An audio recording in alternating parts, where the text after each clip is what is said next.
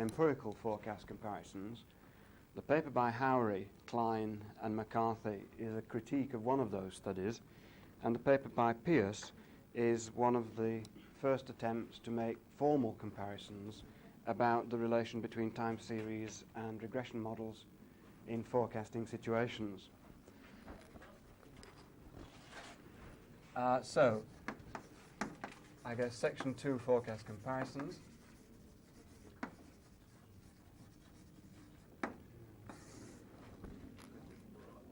And 2.1, some generalities first.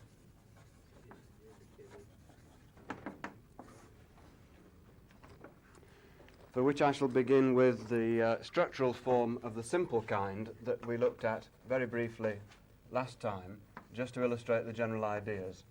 So the simple structural form, let's write as a non-dynamic model to illustrate just one or two basic concepts and to get some terminology straight, rather than taking the completely general dynamic system that I was doing last time. If we had estimates of a model of this kind, then in order to carry out forecast exercises, policy analysis and so forth, we would usually look for a solution of the form of the standard reduced form variety. And so we would say, given estimates,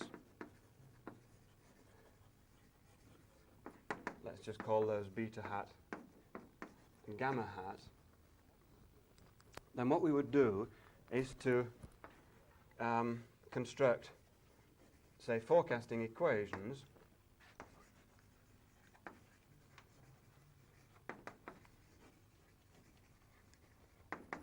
which I'll write just yt hat to indicate that these are estimates of the endogenous variables for some particular values of predetermined variables, and we'd have pi hat as the matrix of estimated reduced form coefficients, where in particular we would calculate pi hat by solving out the structure. Okay, so the thanks. So typically we would say that this particular reduced form is, in the sense that it's based upon the estimated structural form, is complete insofar as any information in the form of over-identifying restrictions on the structural form is incorporated through here. Of course, in discussions of efficiency of forecasts, typically this particular representation, a solved-out reduced form, would be contrasted with a directly estimated reduced form, in which, for example, we had estimates of a set of relations of this form by multivariate least squares, and the claim would then be made that the solved-out reduced form would be more efficient in forecasting on the assumption that there were over-identifying restrictions on the underlying structure and that those over-identifying restrictions were correct. So in a sense, this particular form uses more information than the directly estimated multivariate least squares regression formulation. All right. The assumption also implicitly here is that to set the disturbance term, either ut or the reduced form disturbance term, which would be B inverse ut, equal to 0. So again, we're implicitly in a static context because it's assumed implicitly that the past values of the disturbances convey no information about a particular value in a particular period we happen to be interested in. In other words, implicitly there's a lack of autocorrelation assumption in the disturbances. Of course, otherwise, if we were interested in forecasting one step ahead, that is one period after the end of a particular sample period, the usual time series considerations would apply, and in order to estimate a particular value of the disturbances, we would not simply use the expected value of 0, we would use some autoregressive matrix times the previously observed value. So again, this is a relatively simple case that I'll use just to fix some ideas about forecast comparisons. Okay, well, the first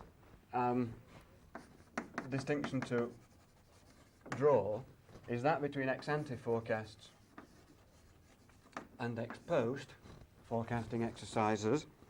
So ex ante, we usually would think of this as the standard prediction exercise. That is, we are interested in forecasting out into the future, and in particular, the values of these predetermined variables have themselves to be estimated. And so an ex ante forecast would say, given data which we had used in estimation, say for the time index little t running from 1 up to capital T, then we would form, say, forecasts for some number of periods into the future, say beyond the sample period, in other words, and we would have to use not only the estimates of the coefficients derived from this particular sample, but also we would need to use forecasts of these predetermined variables. Okay, so this would correspond to the standard prediction exercise carried out by, for example, economic forecasting groups of one sort or another. Now, in terms of the error of forecast, the simplest thing we can do is to compare what we would compute here with what would actually be observed on the assumption that this model is correct, in which case we would simply find a reduced form equation based upon values of predetermined variables, exactly as before, together with a disturbance term where I'll use the standard symbol V for a reduced form disturbance, which is of course related to U by the matrix B inverse. If we simply now take the difference between these two things, we can see that the errors in such forecasts can be broken down into 3 separate components, and it's worth just mentioning briefly what those 3 things are. That is, we look at the difference between the forecasts and the eventually occurring actual values. Then what happens is that this turns out to have 3 components, as I say. The first depends upon the errors in estimating the predetermined variables. The second depends upon errors in estimating the coefficients. And the third, we can do nothing at all about. We just have the reduced form disturbances in the period that we're interested in. And so just taking the difference of these 2 right-hand sides here and introducing the term pi hat zt plus j and taking it out again, we can break the error out into these components. That is, the first component is a function of the errors in estimating the forecast period predetermined variables. The second term is a function of coefficient or parameter estimation error. And the third, as it were, is the uncontrollable disturbance term. So the first typically would be called information error. That is, we can do nothing about that without improving the information that we happen to have available about the behavior of these predetermined variables. And the second is parameter estimation error.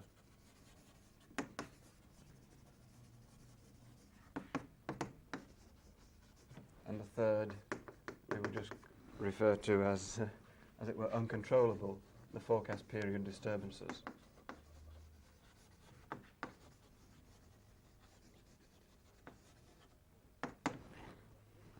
Now, typically we'd get rid of the first of these sources of error. If we went back after the event, that is, let's assume that we are now in or beyond time period t plus j, and so we know exactly what these predetermined variable values are, and so there is no need to forecast them. We can, in fact, totally eliminate the first of these contributions to the forecast error. And that basically is what we refer to as an ex post forecast exercise. And so an ex post forecast simply eliminates the first of these contributions to error. All right, so we'd have alternatively a different set of forecasts. Let's call them yt plus j tilde, which would simply be computed by using the same reduced form coefficients, but we would now have available actual values of these predetermined variables. And so in this situation, we concentrate simply on parameter estimation error and the reduced form disturbance,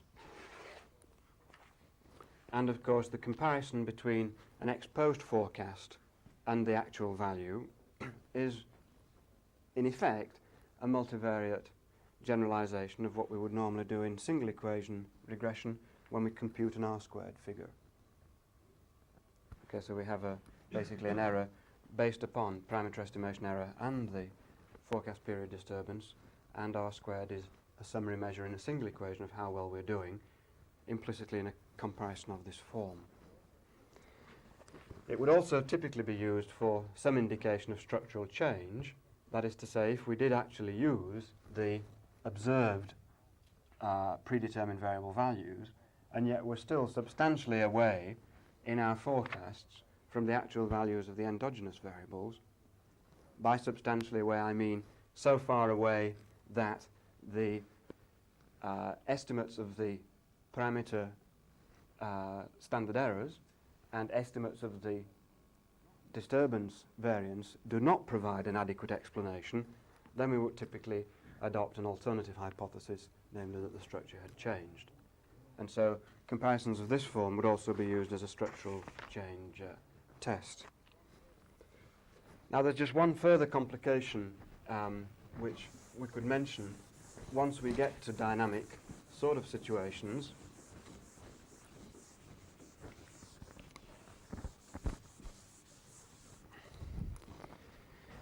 And that concerns the breaking out of the lagged values of the endogenous variable and genuinely exogenous variables out of this predetermined variable vector.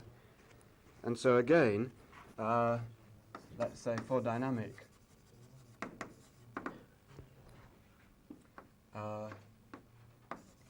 just consider one simple case which is analogous to the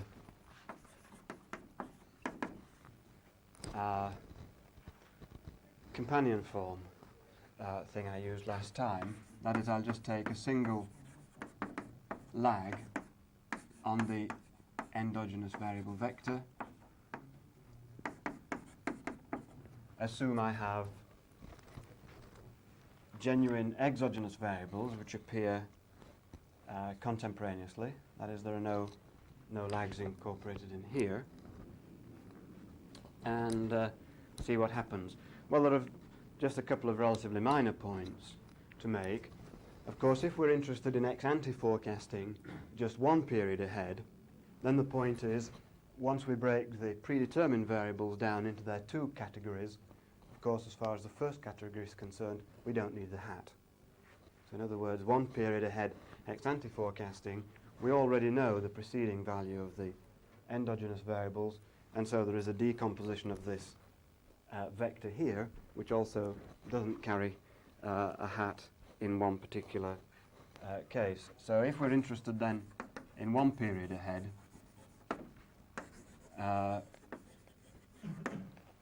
the ex-ante, ex-post distinction simply involves what is assumed about the exogenous variables themselves.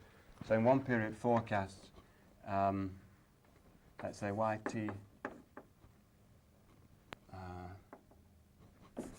let's just say the lagged endogenous variables are known.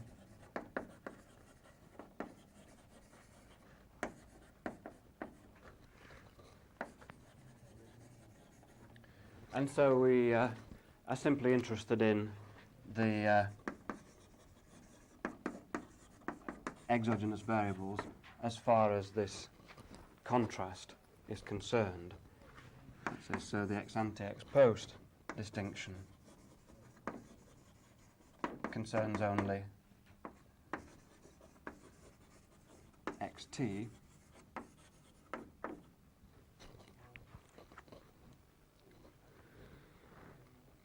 as you consider multi-period forecasts, then, of course, as in the time series forecasting situation, the previously calculated values of the endogenous variables have to be fed in. Okay, so basically what we're saying is that we could use this equation with the time subscripts advanced for forecasting one period ahead. That would calculate values of the endogenous variables in the first forecast period. To go out the second period ahead, we'd feed in those values of the endogenous variables back in here on the right-hand side, and so on over and over again. So that would basically get us back into the time series forecasting situation. And people in practice do either that is calculate a sequence of forecasts, starting from some particular sample point, capital T, and generating endogenous variables as they go along. Or alternatively, once again, in an ex-post forecasting exercise, what you tend to observe also is a situation which amounts in effect to a sequence of one-period forecasts. That is, the forecasting rule is used for a number of periods beyond the end of the sample period, but in an ex-post context, once again, when we're putting in the actual values here, we also include the actual values of the endogenous variables themselves. Okay, so that again, once the data are available, is perfectly possible to actually carry out. And as I say, if you read the empirical comparisons, you will find, in fact, both formulations used. Okay, so that's sort of generalities, and let me now just briefly mention some empirical comparisons and see what happens in practice.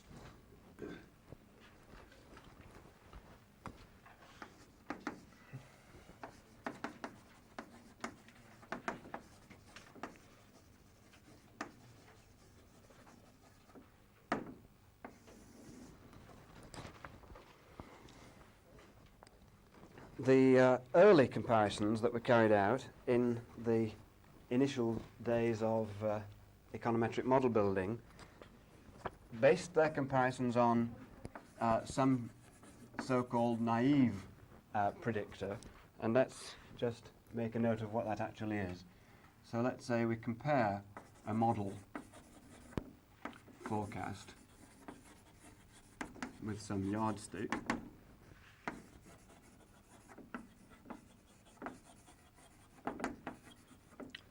Language gets quite colourful in this situation. People talk of running horse races between two models, or talking about not a yardstick, but running the model against some rabbit or hare, and I think it tends to make the subject a little bit more exciting than it would otherwise be. Okay, now let's simply say that early naive yardsticks were basically of the kind of a no change forecast or a same change forecast. And so the naive or simple-minded forecaster who didn't have the benefit of the econometric model at his fingertips would be assumed to be projecting either the same value forward into the following period, or alternatively projecting the same change forward into the following period that he had recently observed between the current and immediately preceding period. So in effect, a no change forecast is simply assuming constant values of the levels of the variables, and the same change forecast is in effect assuming constant values of the first differences of the variables. what happened in the early days is that some of these relatively simple-minded forecasting rules nevertheless did better than some of the very simple econometric models which were being constructed for national economies at the time. Subsequently, of course, technology has improved and knowledge of econometric modelling has improved, and so models tended relatively quickly to be able to outperform these two particular naive sorts of rules. And so what happened was, of course, that technology improved on that side as well, and we now have autoregressive or autoregressive moving average models used as the standard of comparison against the econometric forecast. So let's say now we would tend to use autoregressive or indeed autoregressive integrated moving average models. But again, the implication seems to be the same, that if the econometric model cannot beat one of these purely statistical forecasting rules, then in some sense it ought to be discarded. There is evidence of structural change. The model builder needs to go back to the drawing board and begin again. The claim that you will usually see set out is that these particular forecasting rules are purely statistical forecasting rules. They do not have the benefit of the economic information captured in the specification of the model, and therefore in some sense the econometric model ought to do better and would be expected to do better if it were correctly formulated. What I demonstrated last time is that there is a sense in which the autoregressive or ARIMA models, which one might think of using as a comparison in this situation, there is a sense in which these things are in fact implied by a standard linear simultaneous equations model. But as far as I'm aware, no one has yet really seriously brought those ideas to bear on the problem of forecast comparisons. Why not also use a reduced form model for comparison? Because a lot of the economic information is contained in the simultaneous part of it, in the B matrix. Yeah. But that's in fact what you would be doing. You would be using a reduced form prediction, implicitly or explicitly. Yeah, but if you really misspecify the B part, that would that would have some sort of bearing on the performance of your reduced form forecast, wouldn't it? Because I mean, really, since there is not very much knowledge about dynamics in econometrics or in economics, a lot of what goes on in terms of economic structure is in the B matrix. Yes, I'd agree with that. I'm not sure what it implies, though. Well, so when you talk about the performance of, say, econometric models from the viewpoint of using economic theory, you'd have to have a look at, say, straight out reduced form versus reduced form, where you get the reduced form from using the structural form. Yeah, if you were comparing a directly estimated reduced form using multivariate least squares and what you had actually solved out from a typical over-identified structure, then I guess all you would learn in practice is whether you could in fact construct some sort of test of whether the over-identifying restrictions were correct. You wouldn't really need a forecasting test in order to do that. I mean, you could use a forecasting test, but it wouldn't be absolutely essential. Once you get into the forecasting situations, I guess most people would think more about structural change than they would about the actual specification. In a sense, it's a specification problem. You're saying, well, is the specification that I developed in the sample period still valid? So it is a sort of specification test. But I guess the usual thing would be to say, well, if that original specification were correct, has it changed in some particular way? I mean, if you're worried a lot about specification, I suppose what's being advanced now is some sort of a recursive estimation, so that you could sort of watch whether, in fact, there was instability in your parameters, even through the estimating period. Because usually in in modeling things, one doesn't expect really a sharp, perhaps in econometrics one might, but a really sharp transition, but rather you misspecify all along the line and your parameters are really varying, and therefore you must look for an alternative explanation, or you might want to divide by some sort of a norming sequence, like one of the prices. Yeah, I mean, it's worth saying. I suppose one ought to say every half hour in discussions of this material, we are assuming a linear constant parameter model. So here we have a linear model, and we're assuming that these things don't change over a sample. And so in a sense that I ought to have a little card that flash that up every now and then, in case, to remind ourselves how important that is. I look forward to the group in ANU developing recursive estimation techniques for use in the simultaneous dynamic model with autoregressive moving average errors. Well, Ketso has already done some work on that. So it'll come, no doubt. So where were we? Yeah, let me move on to the two comparisons I mentioned and say a brief word or two about those. The Nelson paper in the American Economic Review, which I referred to, basically he just looks at one particular model, which is the... Sorry? You say you look at one particular model, I said with one eye, but I think...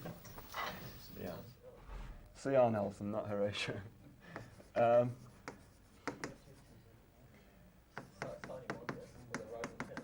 It's what is called the, sometimes referred to as the FMP model, because basically you have models referred to by bunches of initials, and then people move, and so they take their bunches of initials with them. And so it's now the FMP model.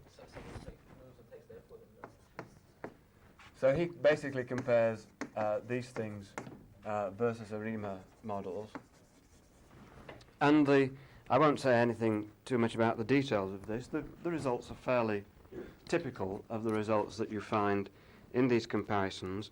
Basically, if you look at sample period and forecast period, then crudely the econometric model wins, as you would expect, in the sample period, and the time series model wins, generally speaking, in the forecast period.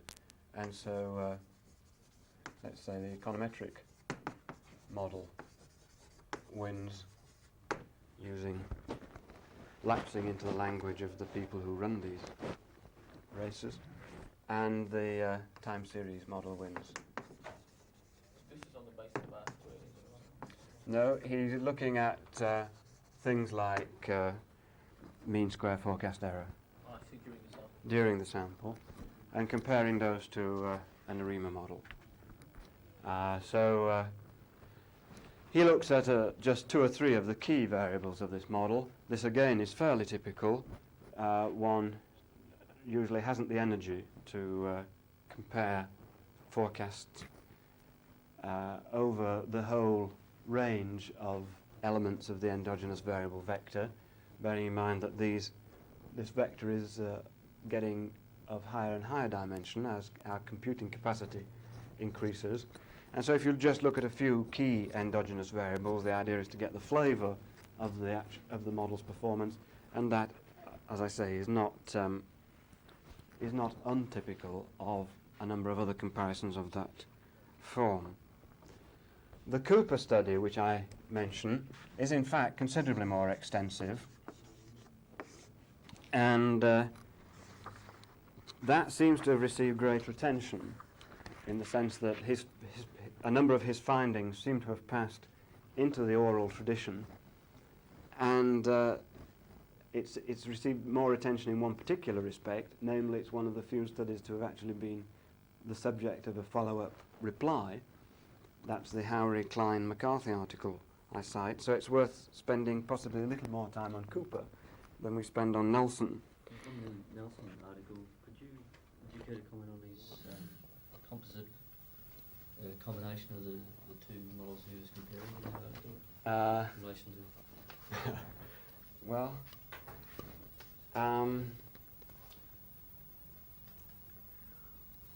maybe I wouldn't. I don't particularly want to get into that right now.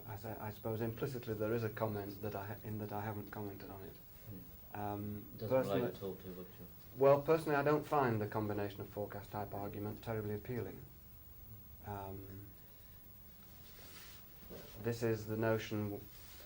I guess the basic notion is in some papers by Clive Granger and various people, where the idea is to look at the performance of combinations of two forecasts. Is this the sort of thing you have in mind? And to see whether your optimal linear combination of the two models gives greater weight or lesser weight to one or the other of the two forms. So in other words, if the linear combination of the two forecast forms most highly correlated with the actually observed variables gives relatively greater weight to the model, the econometric model, then you say in some sense that formulation is ahead. The difficulty I have in thinking about those things is that the two legs on which we construct the composite are never independent. And a lot of the argument in the early papers by Granger and people, Granger and Bates and so on, seem to assume that was the case, that these things were, as it were, totally separate things, rather than being, in practice, very highly correlated. Of course, the argument I went through last time about the relationship between an econometric model and explicitly the ARIMA representation for an endogenous variable indicates that in no way are these very far apart in practice. So there, you've got a comment out of me on that subject, but I'm not too keen on that particular approach to this problem. Ted. In fitting the ARIMA models, for example, I fitted a separate model for each equation, I suppose. Right, yeah. So they fitted probably many more parameters in the ARIMA type thing, isn't there, I suppose? So it fitted many more? Many more, probably. No, I shall come to that before I'm through. No, typically these are very simple models. I mean, that's something to bear in mind, which I'll discuss. What you actually find in using the standard statistical technology is that the ARIMA models are much, much simpler than the simultaneous model would lead you to believe. You think that if they... If you actually go through the analysis that I went through last time, of course, these things should be incredibly high order for a model of any size. Right, but in fact you don't find that. I mean, you know, an autoregressive moving average model for GNP has got just a couple of estimated parameters and that's it. They are estimated one by one, though. That also, you might think, if anything, would tend to improve the time series performance by taking the time series models again as a multiple time series representation rather than a block of one at a time. I've done a little bit of that in one of my comparisons. In fact, it didn't. Well, it improved, as you would expect, some sort of multiple time series measure of forecasting, but the individual forecast variances, in fact, went up. What does it mean? Once we did that. Endogenous variables don't vary very much, so that you can fit them with a small number of parameters. Right. I mean, well, I wouldn't say all endogenous variables. The statement is certainly true, however, of the key sort of macroeconomic aggregates, like national income, industrial production, things like that. In most countries, when these are the subject of time series modelling, the models fitted are very, very simple. Doesn't it say that there are just 2 or 3 dominant modes of behaviour? And that you can explain the data with just Yes. small What? Yeah, I mean, let me just wait a bit. I'll talk about some reasons for that in a moment. Okay, so let's go back to Cooper, if I may. Cooper is, as it were, substantially greater than Nelson's study for one particular reason. He has 7 models, not 1. But one of the more controversial aspects of the study is, I guess, what Cooper felt to be one of its original strengths. Namely, what he did was to take these 7 models and give them a common database and also a common estimation procedure. So as it were, he didn't simply take a model in the form in which and at the time at which it had been used by its original owner. He basically took the specification that the original model builder had arrived at and re-estimated that specification using the same estimation technique for all 7 models and using the same data set for all 7 models. And so in a sense it's clear, and I should have said at the outset, he's not simply interested in a comparison between a particular model and a time series model. He was also interested in comparisons between these particular 7 econometric models. Basically, these were the 7 quarterly models in regular use for forecasting the US economy that were around at the time.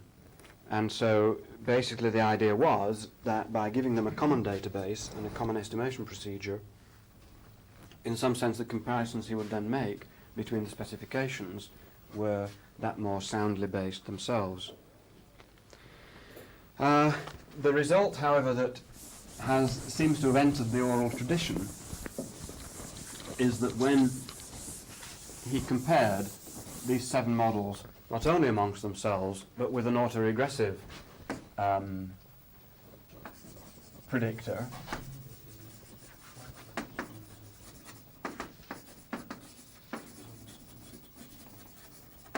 then generally speaking, once he got into actual forecasting comparisons, that is outside this common sample period, then basically the AR equation tended to win hands down.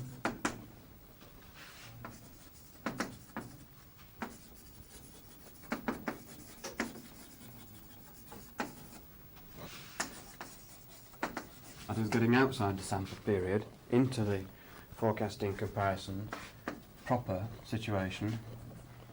All that these comparisons in fact were based on, let's not call it one period, let's simply use a forecasting term in one step ahead forecasts.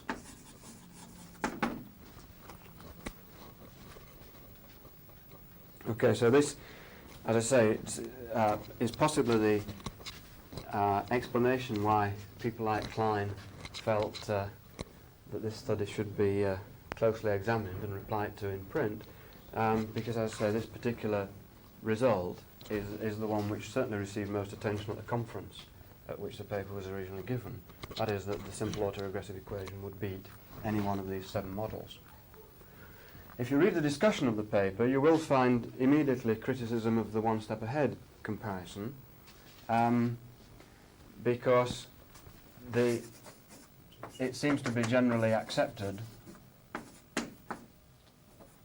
that the prediction error variance, or a prediction interval that one might construct, fans out more rapidly for a purely autoregressive equation than it would do for a model-based forecast.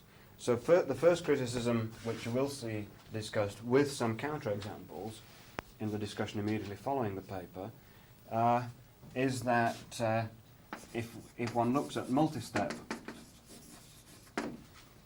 forecasts, then you get a slight change in the conclusions.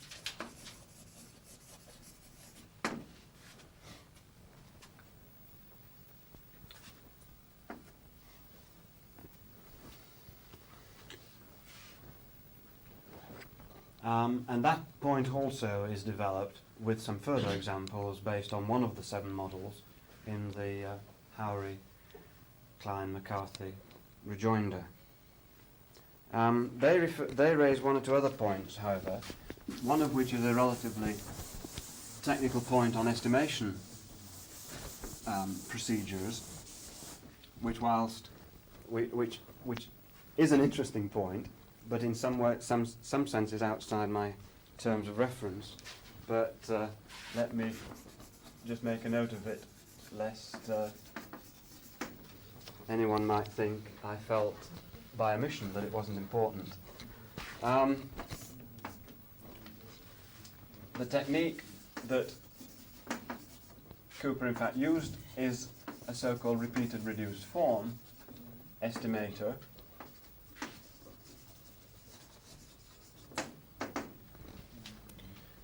of a form originally proposed by Jorgensen.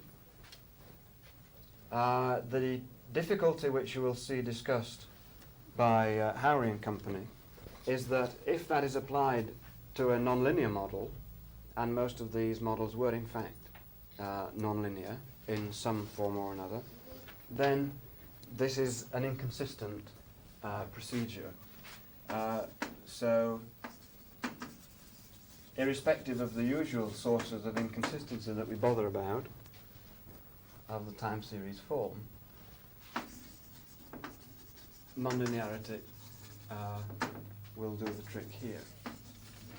There is fairly extensive discussion of that. As I say, I'll just make the remark and leave it at that. Anyone interested in looking at this particular simultaneous equation estimator can go back to the paper. I should, however, say that it's not immediately obvious that the use of a consistent estimator necessarily improves the mean square error of forecast, and it might equally be said that some of the proprietors of these original 7 models had themselves used inconsistent estimators.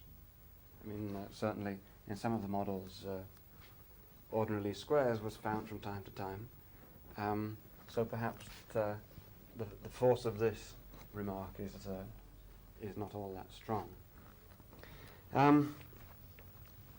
The main criticism, however, and the main reason why the Howry and Company paper is so entertaining, is because they object to this mechanical fitting approach, which Cooper in fact used. As I said a moment ago, Cooper felt that one of the strengths of his study was that he put the models on a common base and estimated them by a common procedure, and so, as it were, removed variation in sample period and variation in estimation method from his comparison between the models. The argument here, however, is that the models, when applied to a body of data different from that for which they were originally constructed, are, of course, generally speaking, expected to be misspecified. And so the problem here is that the point then is that this common database, let's not say common, let's simply say a database different from that used in model construction,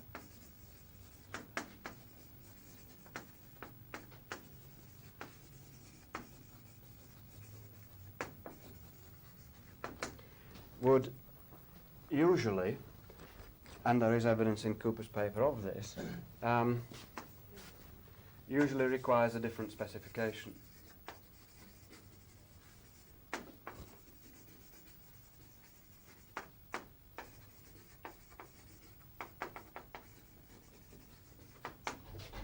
In what sense? More legs, less legs, that sort of thing, is it? There are 2 key examples that happened around this time. The data period in general is the 50s in the US, and the key event at the start of the 50s was the Korean War. And so the question is, how do you cope with the Korean War when you're building a model over that period? And the answers typically are that you have to have special, you put in special sorts of relationships in order to do that, or alternatively you put in dummy variables in certain relationships in order to cope with that. Or of course one way of coping with it is to begin your sample after the end of the war and ignore it. Now a number of these people in fact did that, okay, and the common database included the Korean War. And so the argument would be that the relationship that the model builder had developed in certain areas of economic activity could not be expected to hold up in that particular period. The second example, which is also prevalent during this period, is tax changes. And so again, the question of whether well, to start again, it's a whole separate question of how you deal with tax equations anyway, whether you spend a lot of energy and construct a large number of equations which are in fact, in a sense, identities, capturing the whole operation of highly detailed tax legislation, or whether you have equations which you treat as if they are stochastic equations, but in fact they're stochastic only in the sense that they're not exact they're inexact approximations to some underlying exact tax rule. Now if the rules change and you're using the second formulation, you would expect again to require different approximating equations.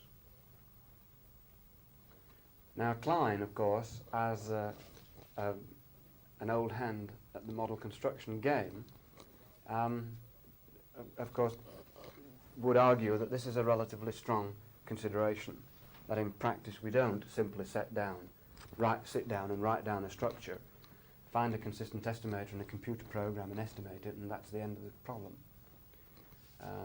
Of course, we have an iterative procedure. If a marginal propensity to consume comes up negative, we go back and try again. Or if it comes up greater than 1, we go back and try again. And so there is a sort of a pseudo-Bayesian or crypto-Bayesian approach to model construction in an iterative form.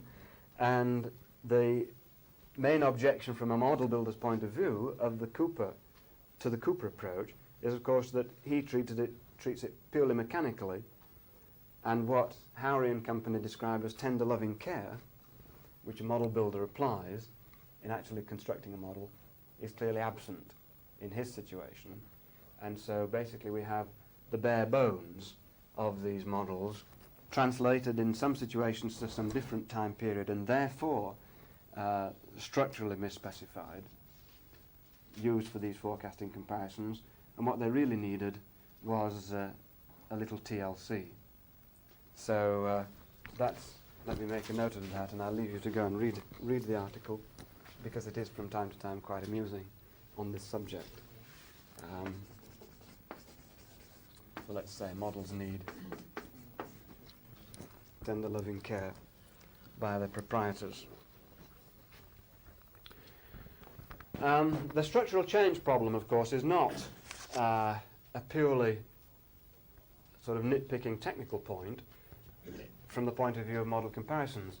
In actual forecasts, it has a substantial importance, because the information that a forecaster actually has, even in an ex-ante forecasting situation, is often quite considerable. And this is the sort of information, again, which would be borne in mind in actually choosing a particular specification. So, for example, in ex-ante forecasting, where we do need to look at forecasts of the exogenous variables, then these are often based on what we would call, say, informed forecasts of exogenous variables. That is to say, there's often a lot of information around which has the effect of getting an ex-ante forecast pretty close to an ex-post forecast in some situations. That is, well, to take the second of my examples of a moment ago, one usually knows that tax laws are going to be changed well ahead of time. And the other standard example, which is given in the American context, is that of the of labour contracts coming to an end at some particular point in time, Again, this is well known ahead of time, and also the behaviour that people adopt as a contract comes to an end and a new contract has to be renegotiated is again well known.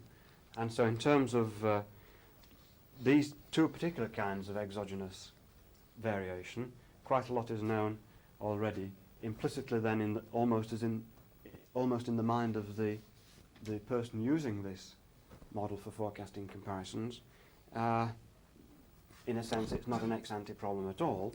Some of these things to be forecasted are almost endogenous, if only the relations or the sort of intuitive feel could actually be written down more formally. Okay, well I'll leave these empirical comparisons here, and as I say, leave you to look at the Howry Klein-McCarthy piece if you wish, and hopefully find it as amusing as I do, particularly on the subject of tender loving care. Now, the next thing I want to say, and let's make a new section to say it, concerns formal comparisons, because here there isn't very much available. The general presumption that underlies a lot of the comparisons we've been looking at already, and which I guess most people would put forward as sort of intuitive idea, is that the correctly specified model would be expected to win hands down in any of these forecast comparisons. That there is information in the interrelationship of the variables and information in the behavior of the exogenous variables, which a purely statistical rule would not capture. However, the formal statement of this result is not available as far as I'm aware. All that is available is the one or two results given, including the paper by Pierce, which I refer to on the reading list, which work in terms of relatively simple formulations. And so let's say if we wish to look at a formal comparison, that is naturally derive some inequality, hopefully, about mean squared error of forecast, then we only have very simple models to look at.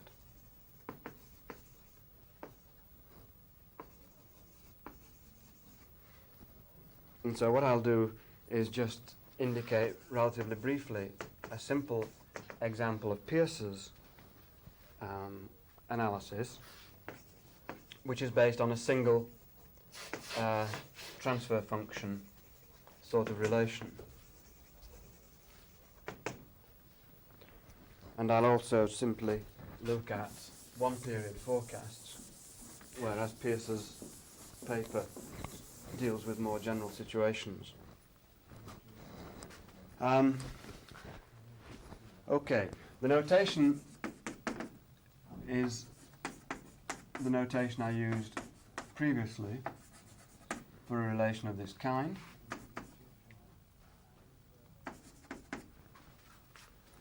And the analysis which I did initially for this model will suffice to get us quite well along the road.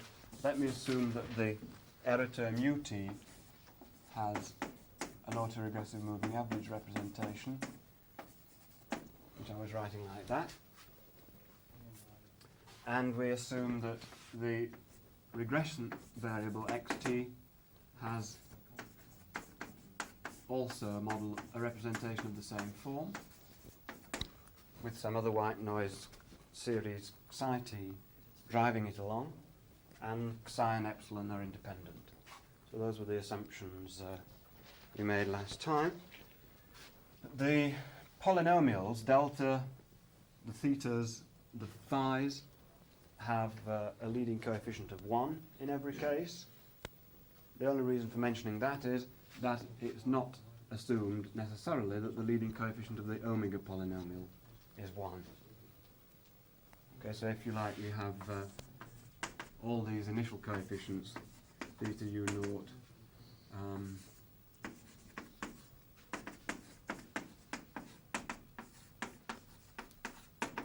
we've got a standard normalization of that form.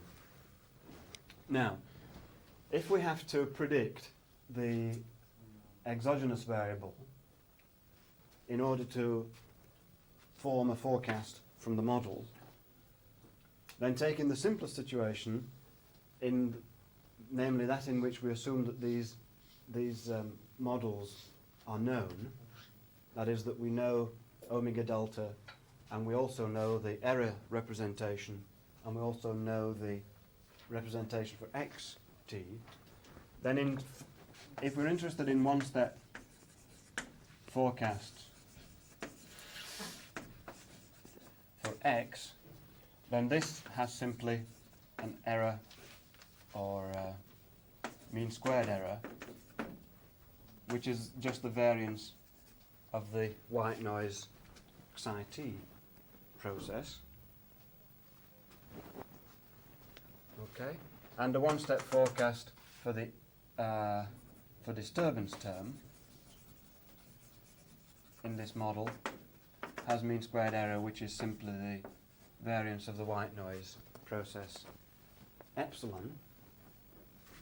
Okay, maybe I should say I'm assuming known parameters, and so we're abstracting from parameter estimation error. I'll write that down because it's more important than would be indicated by just saying it verbally.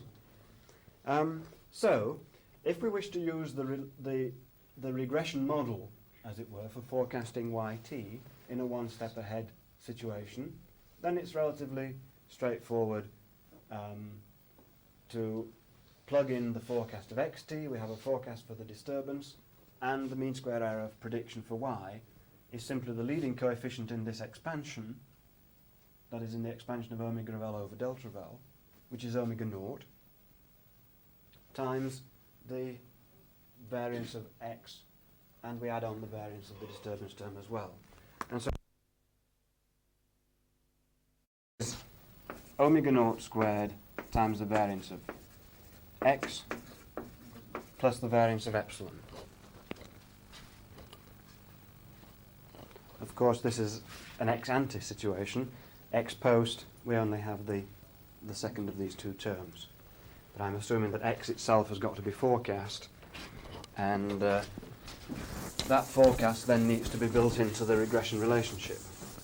Now, the alternative, analogous to what has been done in all of these econometric model comparisons, the alternative is to use a univariate model for the endogenous variable yt. Okay, so if we look at that, so look at the univariate model-based forecasts for y, then all that we need is the model which I wrote down last time. It's a bit cumbersome. Sorry, last time but one. But maybe I should write it down again and invite you to look back in your notes or to turn back the reel. Basically, after substituting in to the regression equation, the transfer function equation, and substituting out, or let's say multiplying through these various terms, we end up with a representation in terms of two moving average processes of a relatively complicated looking form on the right hand side. And you remember the argument was that these two distinct and independent terms on the right hand side had nevertheless a single moving average representation, and so we could eventually say, well, we have some model, let's call it theta y of L, yt is equal to psi y of L, say e to t, where e to t is just some other white noise process. In other words, we are identifying the three polynomials on the left-hand side as theta relative for the y variable. There is some other moving average polynomial which in practice would have to be solved out by going through some factorization routine of the resulting moving average covariance function on the right-hand side. The usual normalization would apply. That is, we would assume that these leading coefficients were 1 in each case, in which case the forecast error variance in a one-step situation is simply the variance of e to t. Okay, so again, then the one-step mean squared error of forecast is the variance of eta, and so all that remains is to find a way of making a comparison between this variance and these two things over here. That is the variances of the two separate white noise contributors to this moving average representation on the right-hand side of the univariate model for yt. Okay, well now, if we, in order to look at that, we just do a bit more throwing around of lag polynomials. E to t from this representation is theta y of l over phi y of l times yt, just reorganizing the univariate representation for yt. And we also can substitute in for yt from this transfer function model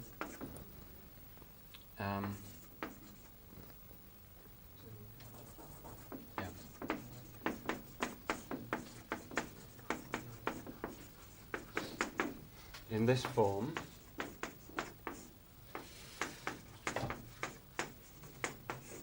And so that gives us a relationship between the white noise error e to t, which enters the univariate model for y, and the two basic white noise errors in the original transfer function model. And what happens is that it then becomes very easy to see that the error variance e to t, the variance on the left-hand side, will clearly be greater than the two terms which we wrote down originally, which are of course only two of a large number of terms which enter on the right-hand side. So if we do a little bit of unscrambling and just say what these terms are, that is, put in theta y and do the cancellations that result, we simply get another mishmash of these polynomials.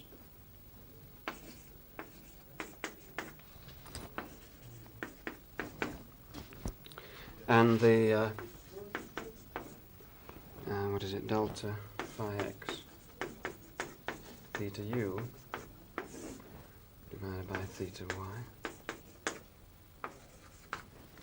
And if I now just briefly touch upon Pearson's notation, right at the very end. Apologies for sticking to my own, but I find his pretty cumbersome anyway. If we just use W for the terms which result when these things are put together, well, of course, the W's are, in general, infinite power series in the lag operator L. So let's say simply Wj L is the sum from 0 to infinity of Wj k L to the k. They do, however, having taken out the omega naught term here, have a leading coefficient of 1. All right? All of these polynomials have a leading coefficient of 1, except for omega of L, or except possibly for omega of L. Hence, having taken out that term, these two things are the same, are of the same form. All right? Well, now if we just take, these things are independent. Psi and epsilon are independent of one another. They're white noise processes, so they're independent over time. And so we can simply say that the variances will be additive. That is, we have omega naught squared times the variance of epsilon times the sum of squares of the W weights plus the, sorry, I said variance, I mean the variance of psi there. The variance of epsilon here times the sum of squares of the W2 weights.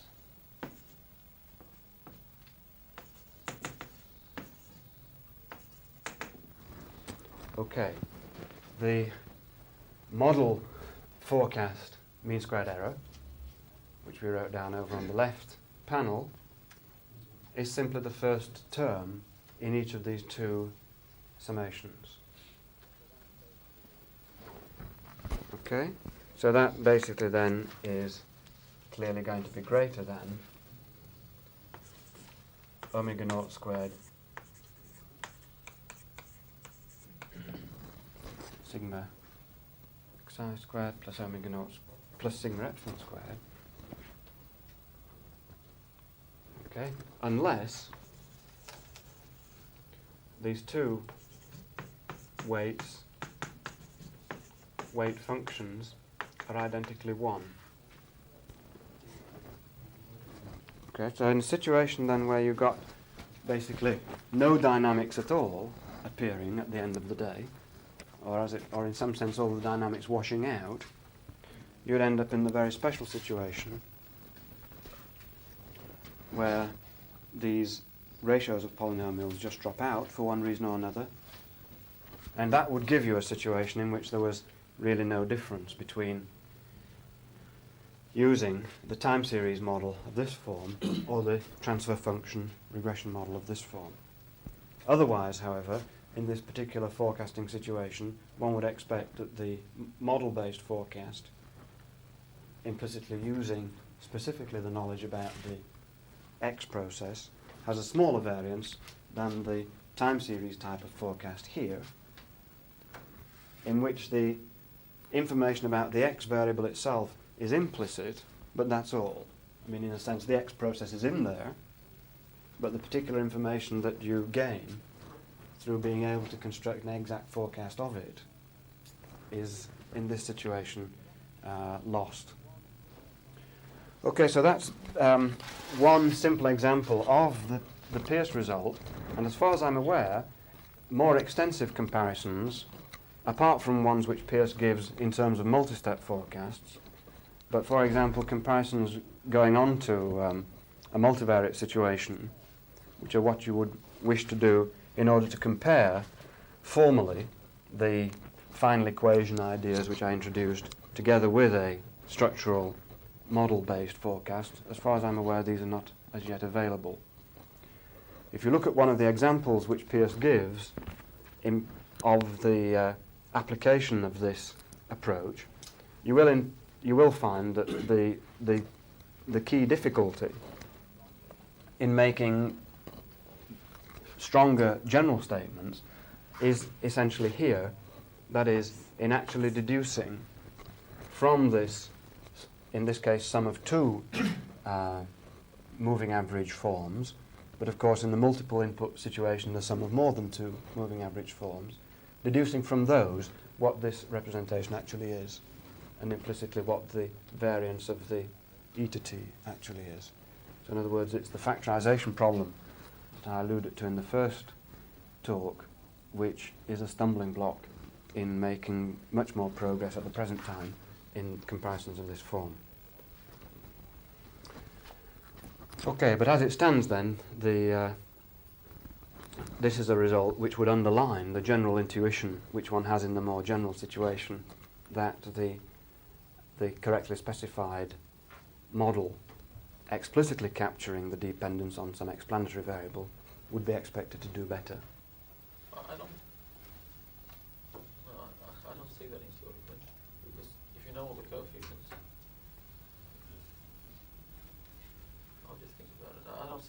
complete a triplet. No.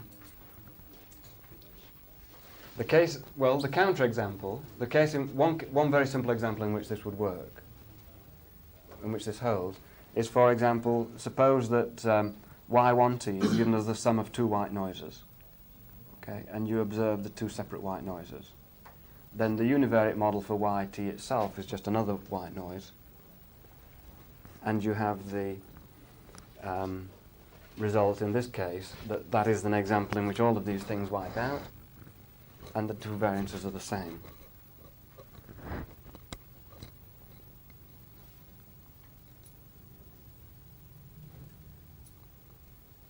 Right? I just have to think about it. What? I just have to Think about it. I'm sure it'll help, but Okay. The last thing I want to do is to refer to a point which has come up in questions already, which concerns the comparison of the two models, or the two approaches, in practice. And in particular, I want to look at the finding that the time series models that are used in these comparisons are typically of much lower order than the final equation arguments that I've been presenting would lead you to expect. So let's finally just say a brief word, have to be a brief word, about final equation considerations.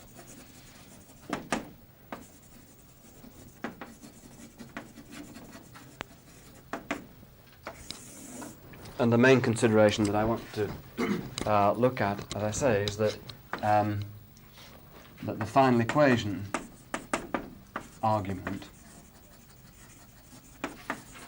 leads to high order or higher order armor models than are observed in practice.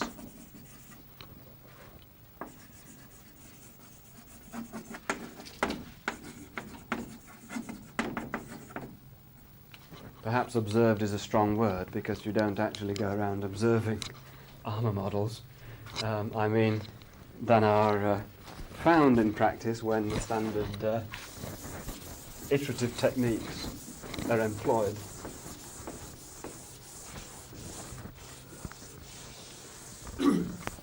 And I can think of one or two reasons why this might be, and so I'll say what they are. First of all, of course, in going through the final equation argument, which leads to these high-order polynomials, we are involved in calculating a determinant of some matrix polynomial, which of course involves multiplying and adding and taking differences of component polynomials. And the point is that in estimating the resulting ARMA model, we pay no attention to the restrictions which have been employed in estimating the structural form. And so in particular, if we are looking at, let's say, products and sums of polynomials,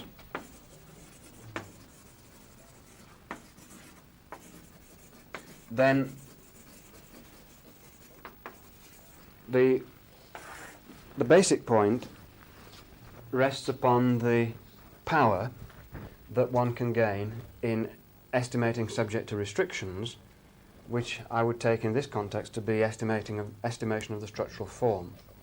So for example, suppose we've got, say, alpha of L and beta of L of degrees H and J, respectively, and we look at the product. Okay, then the product alpha of L times beta of L is of course of degree H plus J.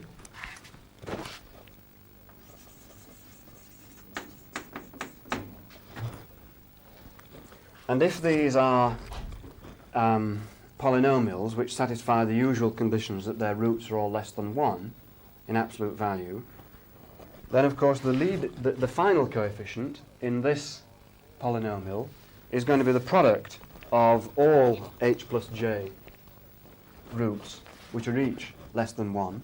And so if h plus j is of any size, this is going to be a pretty small number. And the point then is that if that is estimated free of a restriction, we could well find in finite sample situations that it's not significantly different from 0. And so an investigator looking at, let's say, gamma of L, without separately estimating the two components, may well conclude that gamma of L has, in practice, degree substantially smaller than h plus j. Okay, so that's one particular point. Let's say the higher order coefficients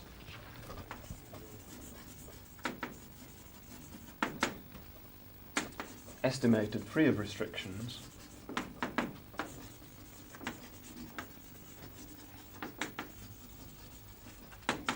may well be non-significant.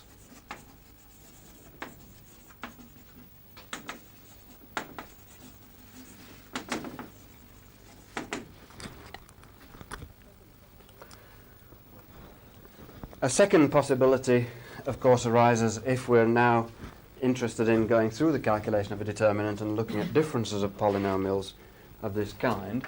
If we look at the difference between these two particular polynomials, then typically this will be of degree equal to the greater of h and j, as degree max hj.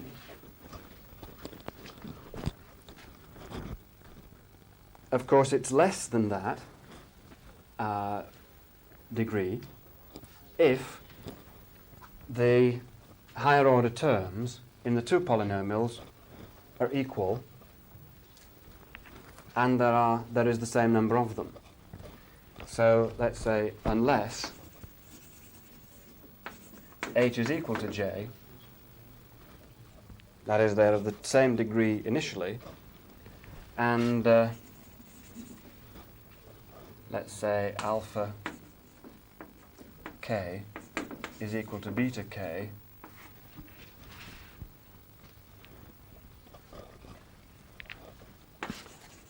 for some high order terms.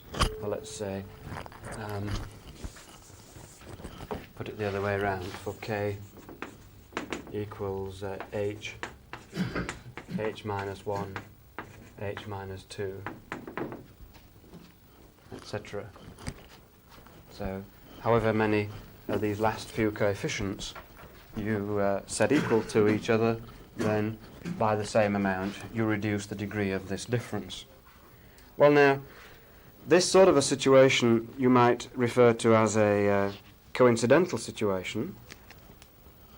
That is, it's highly unlikely in practice that the structural parameters of econometric models tend to have numerical values which would cause these relationships to hold exactly.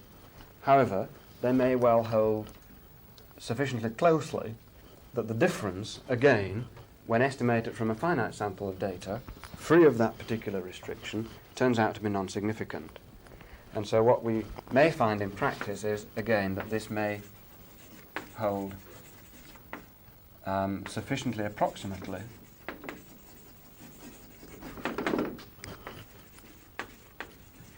that the difference is not significant.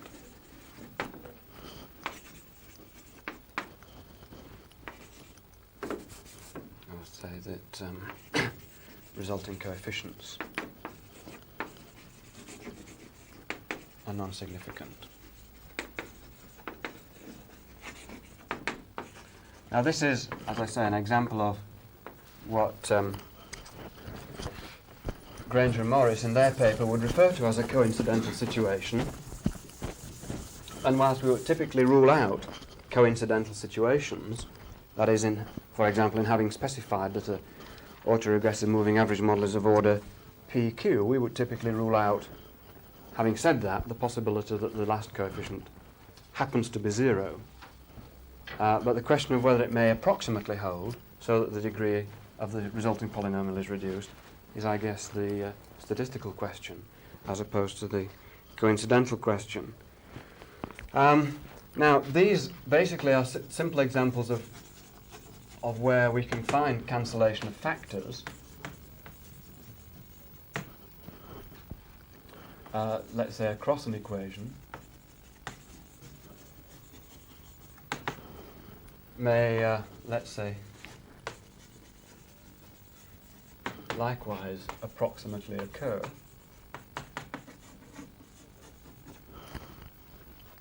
And here it's simply a matter of putting forward a suggestion rather than claiming that we can have any real empirical support for it in practice, because it's going to be a situation which is somewhat difficult to observe. For example, let's actually write it down to get it into the hard copy. Granger-Morris coincidental situation.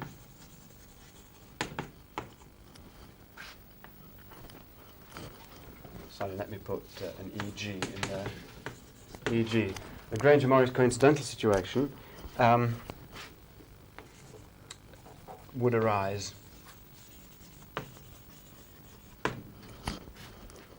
in a transfer function situation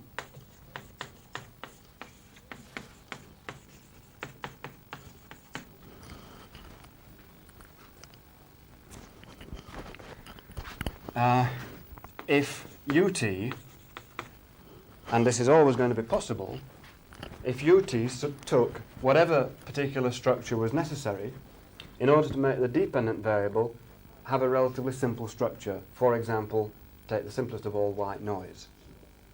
Okay, so the question is, given a general model type representation relating two variables, how could it be that those two variables themselves had relatively simple dynamic behavior, relatively simple structure, and take the simplest example, white noise? And the answer is that of course it's always possible that that can happen if ut takes the appropriate structure itself. Let's say, so if ut, no, sorry, let me take that away and try and construct a sensible sentence here. In that model with yt, xt, white noise,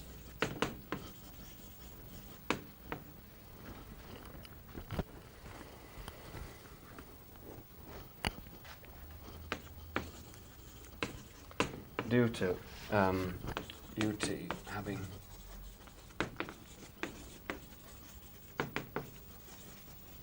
the particular structure, which in this case would tend to be, say, delta of L epsilon 1t minus omega of L epsilon 2t over delta of L. So in other words, if ut in this transfer function model happen to have the autoregressive moving average representation given by that composite model, then no matter how complicated the dynamics of the relationship happen to be, and how much theory you've brought to bear on constructing that those relationships, nevertheless it would still be possible for the model to have a white noise input and a white noise output. Now again, that's the sort of situation that one would say, well, the probability of that happening is 0, and we can ignore it. And most times, of course, in all the analysis I've been doing, one would ignore it. The question again would be, well, suppose it held approximately. Something like this must be going on somewhere if, despite setting up complicated models, we find that the key variables do in fact tend to have relatively simple forms. And so the coincidental situation argument, I would say, is not one that I would want to put reliance on exactly, but simply say, well, things of that kind may well be going on sufficiently approximately that the results cannot be distinguished from those which would occur if it held exactly, given the small sample of data that we happen to have available. The generalization of that argument, of course, is that there exist some cancellations across final equations of an econometric model in the absence of a specific decomposable situation, but that is to say approximate cancellations which take out dynamic structure again of the autoregressive moving average kind. We just get cancellations all the way through the model. Again, the argument would be we would tend to rule those out in theoretical work, but we may well find that they hold sufficiently approximately in practice that the difference again cannot be detected with a finite sample of data. So those seem to me to be reasons why one would tend to find lower order time series models than an econometric model would itself imply. How about the following The reason? final argument, are you going to, I say that before you come in. Go on. The other possibility, which I haven't time to develop, is simply that the dynamics in the structural model themselves may be overspecified. And one message of the analysis I went through last time, it seems to me, is that it's very important to be careful in iterating or in applying tender loving care to the equations of econometric model to make sure that one remains in a structural equation framework. If one is applying single equation techniques, and particularly inconsistent single equation estimators, it seems to me that it can well be the case that the equation one ends up with is a closer approximation to a final equation than it is to a correct structural equation. And so the suggestion would be finally then that the use of inconsistent procedures and iterative procedures in general may end up over-specifying the dynamics of the structural equation. And so, in other words, the solution that one goes through would tend to lead one to look for time series models which are already much too big than they need to be. But I'm out of time and we'll stop there. Unless it's so pressing.